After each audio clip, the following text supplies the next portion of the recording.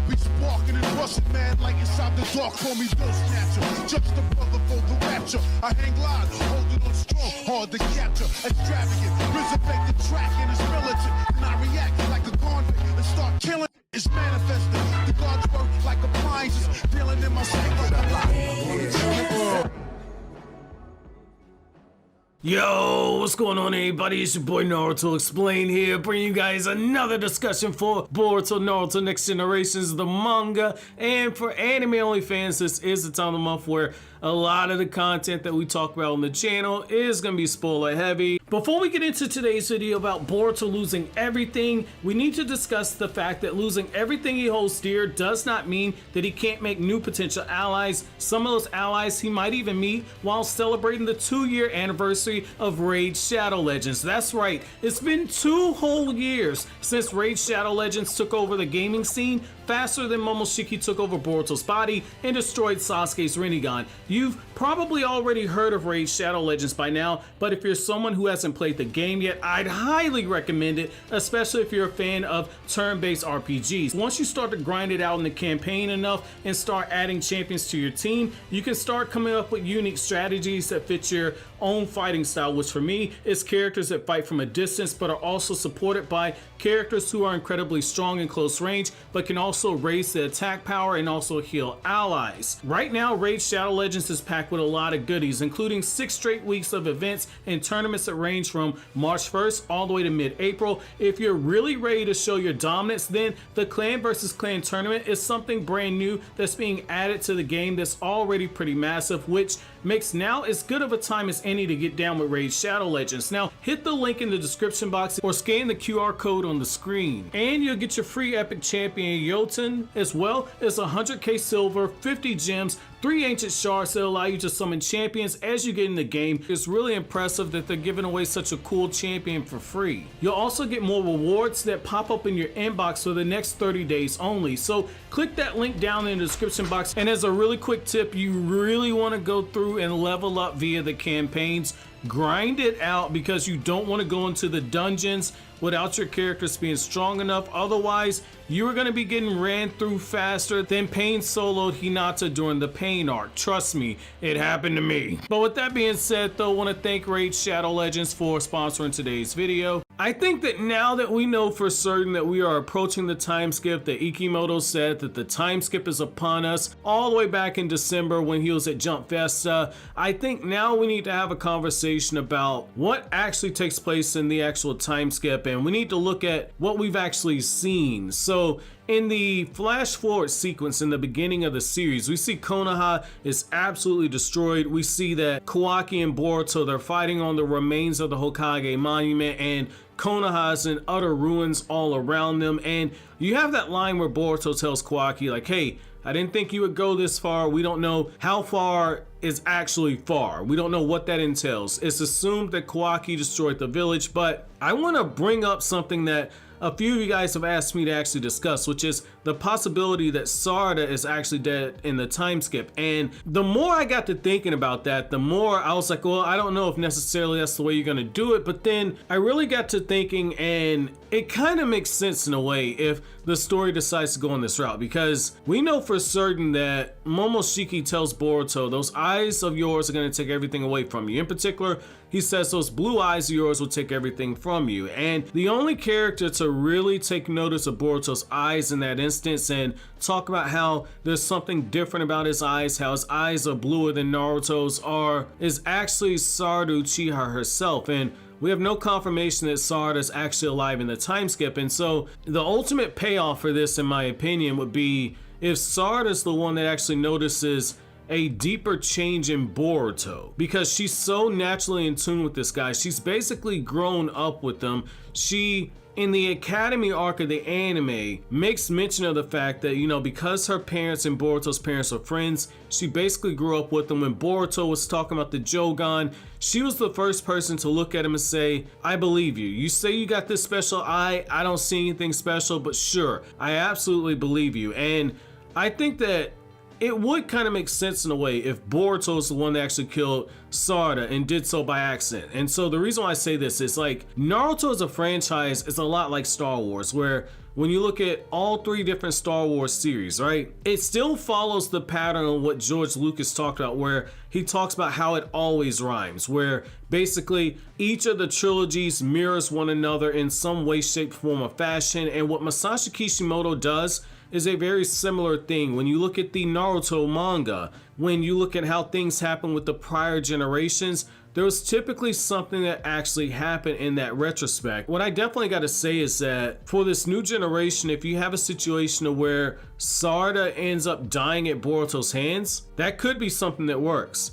And for the case of Boruto, for Boruto's own character development, I think that's something that could work even more, because Boruto's already destroyed his master's Rinnegan. We've seen how Boruto's afraid of that power, and yet at the same time, I feel like if Boruto's truly going to begin to lose everything, I think it has to start with Sarada. I think it absolutely has to start with the character Sarada Uchiha. And from a conflict standpoint, that actually does something to where it injects more conflict into the series, because all of a sudden Boruto's training with Sasuke, that gets a lot more tense now, because Sarada is Sasuke's only child. And so you get to see a reaction out of Sasuke at that point, especially when you look at the fact that Sasuke had the Rinnegan, no longer has the Rinnegan, therefore he does not have the means to actually revive his daughter from death. And I think that if you have Boruto go down that route, I think that you get to see development on Sasuke's side on a few different levels, because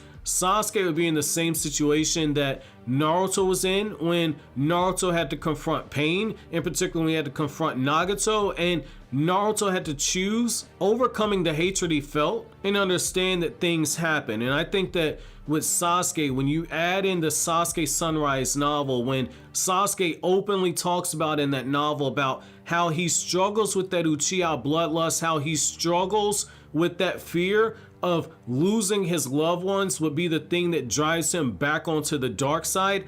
I think that seeing Sasuke openly grapple with that and choose to help Boruto master this power that Momoshiki has cursed him with, and teach Boruto how to actually overcome that karma seal, I think that would be a good way for showing Sasuke's progress as a grown man, but also it would add a different layer to the Sasuke and Boruto dynamic in terms of the master and teacher's relationship. I think that's something that could actually work there. And when it comes to raising the stakes, getting rid of a fan favorite like Sarada, that is something that works. And I don't want to go into spoilers for Jujutsu Kaisen, but you know, Jujutsu Kaisen did something very similar to where a few fan favorites were actually taken out of the series. And so I say that to say, adding in some stakes and raising the actual conflict at this point, it adds to a greater emotional payoff when you see the main character actually triumph and overcome.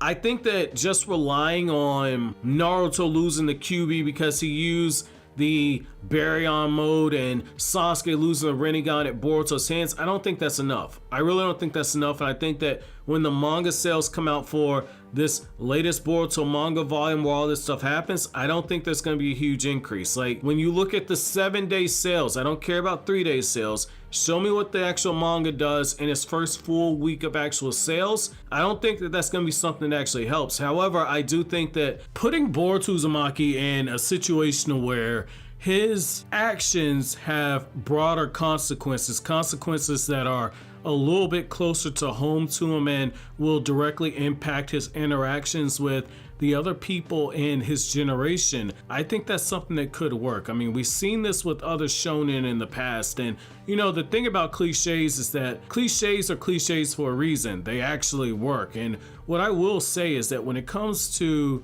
Boruto potentially killing Sarada, not only does that make the character interactions with Boruto and Sasuke a little bit more tense, but it also makes the interactions between Boruto and the other people in this generation, it makes them a little bit heavier in that instance right there. And you know, we see Boruto with a real world implication of what happens when he loses control. Like, he feels guilt for attacking Sasuke, but the thing about that is that everyone expects Sasuke and Naruto to still be strong enough to actually protect themselves. that's not really it right there. Like, I don't think that that's a grave enough of a consequence. I think that you need something more on an intimate level, because yes, Boruto has this relationship with Sasuke where he looks up to him and everything, but when you look at it for the average consumer, the average reader, the people that are going to actually purchase the manga, you hadn't really seen much of a development with Boruto and Sasuke. Like, you saw it in bits and pieces in the anime, which is what a majority of people consume, but you've seen more of a relationship with Sarada and Boruto. And even in the manga, you've seen more development as far as with the interactions with Boruto and Sarada than you actually have seen with Boruto and Sasuke. And so when you look at that, that's the character he's had arguably the most interaction with outside of Kawaki. And so I think that's something that could work. Again, we just need real consequences for Boruto's actions. Having it where he attacks Sasuke, I feel like once again that's relying on nostalgia, and that's cool, but relying on nostalgia hasn't worked so far. We just have to be real for a second. This is a point in time where you got to spitball and you got to throw everything up against the table at this point. And I think going after a beloved character like this is something that can work. I've heard all the arguments before, like, oh my God, I'm going to quit reading this series. People said that bullshit in the past and they continue to read. The same people that were saying, oh, they've nerfed Naruto and Sasuke, the motherfuckers been saying that shit for probably 5 years now.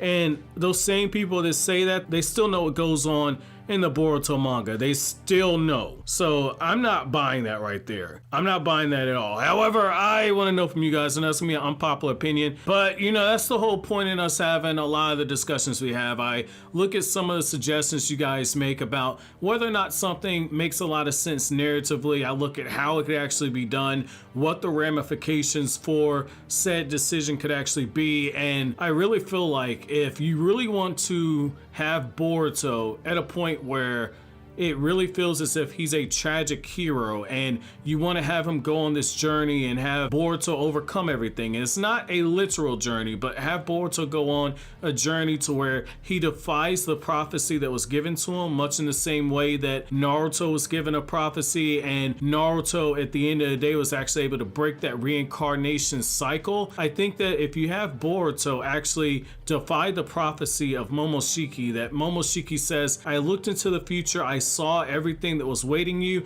and this is the actual future that you're going to go through, to have Boruto break that cycle in of itself and actually overcome all of that, overcome all of those losses and not let those losses define him. This is where the beauty in the Boruto and Sasuke dynamic really comes in, because when you look at Sasuke, when Sasuke lost everything, Sasuke gave into the hatred. So if we're in a situation now to where Sasuke loses his little peanut, as Sasuke called her in the, I believe it was the Naruto Parent and Child A novel, if Sasuke loses his little peanut and struggles with this bloodlust for a second and then ultimately helps guide his student through the pitfalls that sent Sasuke down that rabbit hole to where he was enveloped in darkness, I think narratively you could play with that and that could be something that works. However, I want to know from you guys. Again, I know this is an unpopular opinion. I'm not fully sold on it myself. I just got a bunch of requests to actually talk about it. So let me know what you guys think down in the comment section below.